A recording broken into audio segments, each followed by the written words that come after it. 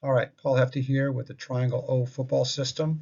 I want to go over our defensive kicking game. One of the key coaching points here is we're going to use defensive personnel, and two simple reasons here. First, everyone then in the program learns and has roles in the kicking game, so it gives you great depth, and then we'll hopefully simplify the learning by using our core defensive concepts and techniques. So we're going to use that core 4-3 concepts and then chunk and scaffold them all together. What we'll do here quick is go over our kicking game principles and then punt, block, and return, our PAT field goal block and safe defense, and then our kickoff and steal. First off, our kicking game principles, philosophy, and goals. Offensively, we just use our same numbers, angles, and field. We want to look at being aggressive at going for it on fourth down because the analytics show that, and then also going for it two on our point after. Defensive principles, then we'll use our same AAA alignment, assignment, action, but we want to be aggressive and go block kicks. So the overall kick philosophy here is we'll use offensive and defensive personnel and schemes so we can simplify and stack and use those same techniques. You'll see there'll be star subs where we'll do special substitutions. Typically we'll be taking offensive linemen and defensive linemen out and subbing them for speed at times. Our kick goals, again, we want to be aggressive to maintain or gain extra possessions of the ball. More possessions equals more points, so we feel like the risk is worth the reward. I like to say we want to turn the game into a track meet and make fast and net faster all day long, kind of wear them down in all three phases. As you can see with special team analytics from huddle data from high school teams in 2019, 80% of games with a block punt, the block team wins. So this is why we want to develop an opportunistic mindset with the punt block unit, kind of attack their weakness along with our strength and keep it very simple using our core defensive concepts. Okay, our punt, block, and return, our first one is a Rambo Stack call where the signal is the hands clasped and above the head by the DC. This tells us we're going to do a 42 stack front with a cover one. This allows us to have one returner and then we'll bring a two-man pressure. Note here with all these you're going to do an automatic radar where everybody is up on the line of scrimmage in a two-point stance. Another teaching point versus unbalanced sets, since we're in a cover one, we simply just go man over, follows with that. You can go to, the DC can go to a check safe punt, where he simply puts both hands up with the palms facing the players. That just calls off the blitz, so we can go ahead and get into return mode all the way. Our automatic blitz rule here is we'll do two things. First, versus a spread punt where there's a one back protector only, or a quick kick with the QB. We'll use a missile blitz, which is the Mike and the Sam and the A gaps. And then if we get a shield punt, where we have three or two back protectors where they're using a wall or zone technique, then we'll use our Mambo blitz with the Mike and the Sam going in the B gaps. With both of those, we'll use what's called a middle wedge return, where the non-blitzers defensively will go ahead and just block their man. And then the will and the ox, you'll see, will go ahead, and once the ball is kicked, peel back into a two-man wedge for the returner. So here's your Rambo stack with a missile blitz using our Uno or cover one versus the one back protector. You can see it's the B back there. We're going to bring the Mike and Sam right up the A gaps where we've got a numbers advantage there, and then you'll also see the will and the ox. Once they see the ball is kicked, then they're going to go ahead and peel back and be a two-man wedge, personal protectors blocking first defender they see inside out. This is your Rambo stack versus a three-man shield protection punt. You can see the H and the B and the A back.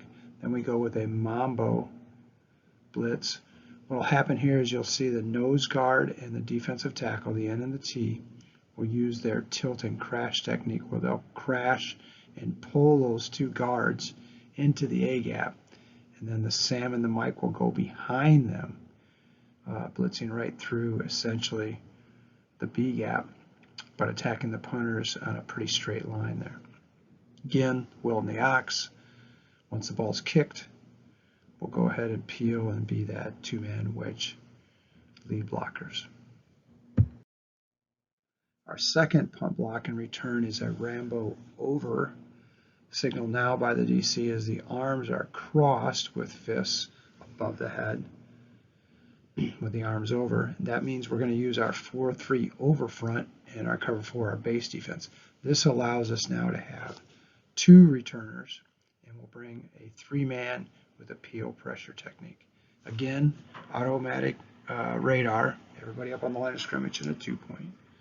Teaching point versus unbalanced sets. When we get a 3x1, we just use our base principle of rolling to a cover 3. We would be in a 1 return situation there, but again, it allows us to be sound defensively for a fake. Again, the DC can choose to go to a check safe punt and call off the blitzes. Again, signal both hands up with the palms facing the players. With this one, it's simple. We're going to, versus the spread punt or the shield punt, we'll use that same 3-man peel blitz technique, which is a house blitz. The Will, the Mike, and the Sam will just simply blitz their gaps. Keynote here, though, the Sam backer will peel off if his man releases. For the return, we'll use a middle lead return now since we have 2, which means the returner that is not catching the ball will run over and become a lead blocker, a personal protector now for the return man. So here's your Rambo over. Again, we'll use a house and then wolf cover 4 protection here. You can see the Will, the Mike, and the Sam versus the spread punt, 1 back protector are going to go ahead and just blitz their gaps. Again, if the B back is that 1 protector would start to release, the Sam would peel and cover him in the release. Again, we'll use our cover 4 principles on the back end, but then you'll see the Ox here becomes that personal protector, the lead blocker, if the goat would catch the ball here. Again, the goat is kind of the quarterback here where he's going to make the calls. If he can get to it, he's going to always take it and just do a me call. If he cannot, then it's going to be a you call telling the Ox he becomes the returner, and the goat then would be the lead blocker. Here it is again, Rambo over versus the shield punt with 3 people back in a wall technique. Nothing changes. Again, we're going to use our same house blitz with the Sam using a peel technique versus his man releasing, which is the B again in the middle. And again, the returners will use their me, you calls, and whoever's not getting the ball becomes the lead blocker. With our PAT and field goal block defense, we call this hammer. Signal here now is the directional arm will just, with a fist, pounding down. Again, we'll use our 4-3 over front, but now we'll go into a cover 3. It gives us 1 returner versus long field goals, but we're just going to simply do a 1-man pressure with people pushing and pulling. Again, we'll use an automatic radar. The difference here is, as you'll see, the interior 6 will go ahead and be in 3 points with the 2 outside defenders to each side being in a 2-point. Again, the DC has the choice to go to a check safe block, call off the blitz. Simply, again, both hands up with the palms facing the players. What we're going to do here with our block return is we'll go out of our over front, but we're going to go ahead and bring our Ox, which is our Oxy blitz, off the D gap, and then use a cover 3. Again, what happens here, the unique thing is the near backer to that side, which is typically the Sam, is going to press like he's blitzing, but then peel off right away to cover the flats in that cover 3 situation in a quick slant. We'll use no star subs here unless you want to substitute the Ox for a particular specialized kick block player. So here it is diagram. This is your hammer with an oxy blitz, and then Fox is our cover 3. You see what will happen here is the strong side defensive end, the money sign, is going to try to pull, again using his tilt and crash technique, through the Z, pull the Z into that right tackle so it opens up the D gap for the ox to go in that block lane. The cat on the outside gives the perception that he's going to go ahead and come on the outside shoulder of the wing back there, the A receiver, to open that up and then drop deep to cover the deep third. Last, the Sam here now, that near backer, is going to go ahead and press, but then peel to take away the Z going upfield on a fake and then to the flats. So your hammer call. Here's what it looks like. This is State High, where I work with the varsity running it. The only thing we would do different is bring those two corners, the cat and the dog, right up on the line of scrimmage in a 2-point stance. Again, give the perception we're going to come off the edge. Last then is our kickoff and steal, which one we're going to go ahead and do an onside kick. We call it a joker. You can see here again we're going to use defensive personnel, and the players will, on this one, will set up with the kickoff coach on the sideline, and then we can make calls while they're out in the field, just like our no huddle offense or defense. What we use is a 5 players to each side of the kicker alignment. You'll see where they'll start out by the numbers where they're rolling in. What we want to do with this is 4 different types of kicks. The first one you'll see here is a diagram of a kick away where we can go left, right, or middle. We just use our north signal, which is a salute on the forehead. The directional hand will tell us left or right if we're kicking to the hashes, or if we use both of them, we're going right to the middle. Second one we like to use is a pooch. We're going to go high and short to an open gap if there's a team that has a misalignment. Typically between, now we're kicking towards the numbers a little more. Then we use our power signal for offense, which is Phoenix would be pooch to the left and Pittsburgh would be pooch to the right. Arm and fist flexed.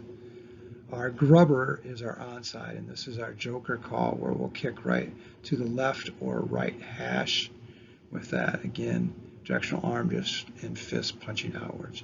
And then last is a bullet where we're just going to kick right at a player to the left or the right, and that's a Blazers and Bulls. That's our blast, which is a directional arm and fist punching upwards. Again, if we want to go middle with any of those, we'll just put both the hands signaling it. So here's an example of it. Again, this is State High Varsity. This is a north middle where we do both hands saluting. You'll be able to see when you watch the video, players will run inward, and then once the kicker goes past them, then they start to go field. This prevents us being upside and getting some momentum at the same time. You'll see the lanes real simple as they go down. Key point here, the cat and the dog, the number 1 widest defenders here will eventually let up and be the safeties, along with the kicker being the middle safety. When we do want to do an onside, this is our grubber. I call it a grubber kick from rugby, but it's our joker. This is an example of a joker Lisa if you have a right-footed kicker. Again, you'll see here as you watch the video, we'll use our same technique as if we're kicking away, but then we go ahead and do an onside to the left. It's a great way to start the game, or in the second half, to start the second half to create momentum when people are kind of laid back. Last thing here, you want to go ahead and go over your quiz. Make sure everybody knows the principles and the philosophy and the goals. It's what, why, and how we're going to do things. Understand what a star sub means. Third thing is what type of blitz we'll use with a punt block and return versus a spread and versus a shield. And then last, what kind of front the technique we're going to use with our PAT field goal block. Thanks.